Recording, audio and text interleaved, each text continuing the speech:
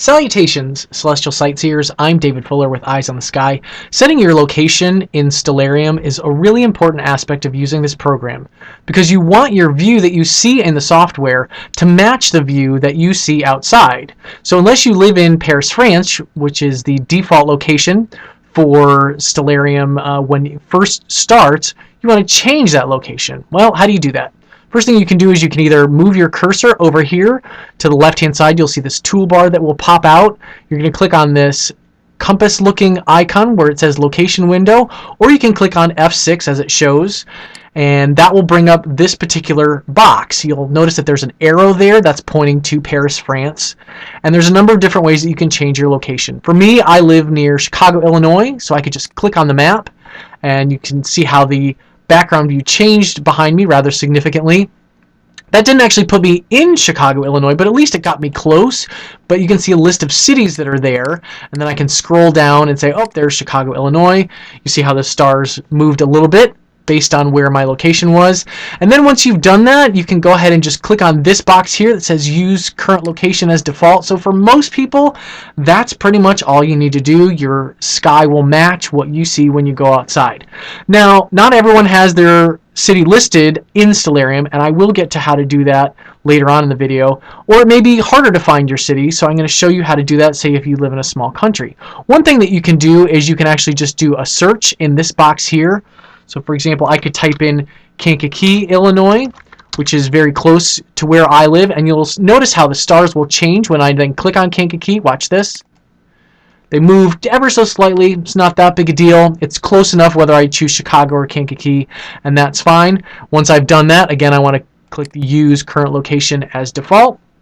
Now, anytime I look at from somewhere else in the world, say if I want to look and see what a solar eclipse looks like from a desert in Africa, I can see how the view would look like in Stellarium from there. But then when I'm done doing that, I can return to my default location and go right back, and then Stellarium will work as I need it to for that.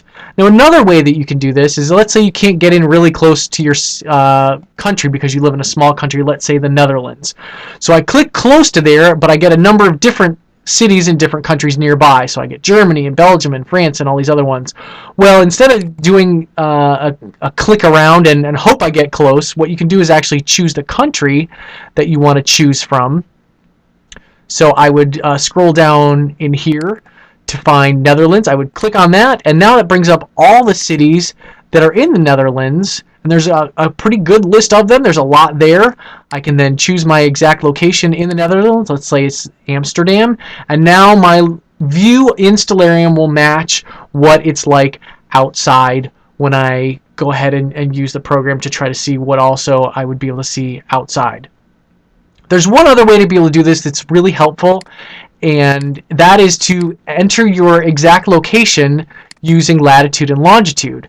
So for example, if let's say you wanted to add something like, say, Breckenridge, Colorado, and if I know what the latitude and longitude are as well as the altitude, I can then enter that manually. So that would be 39 degrees latitude, it would be 28 minutes, and it would also add 53.76 for that. Now, I'm west latitude. If you're east of the prime meridian, you would want to make sure that you adjust that for that. If you're south of the equator, you would want to make sure that you also adjusted the north and the latitude for that. So even by clicking on it, you're at least going to get close. And also remember to adjust your country for this as well. Now, Breckenridge is 106 west, 2 minutes of longitude, and 17.88. Now the last thing I need to do is I need to change my altitude. Breckenridge is actually 9,000 feet above sea level or so. That's certainly a lot more than 13 meters, but Stellarium only gives you the option to input that in meters.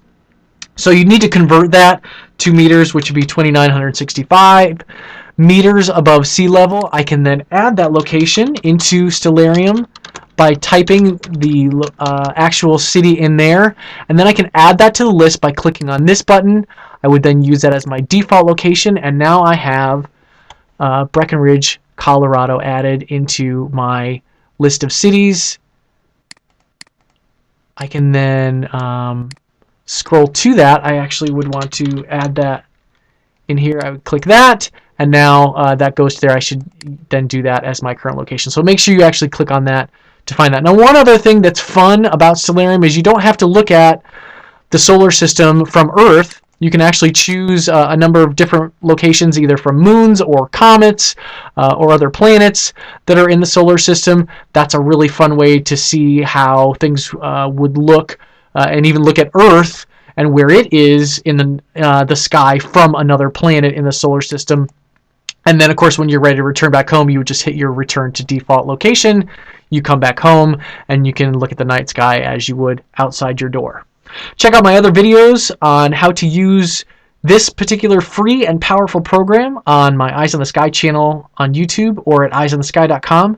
Thanks for watching. Keep your eyes on the sky and your outdoor lights aimed down so we can all see what's up. I'm David Fuller, wishing you clear and dark skies.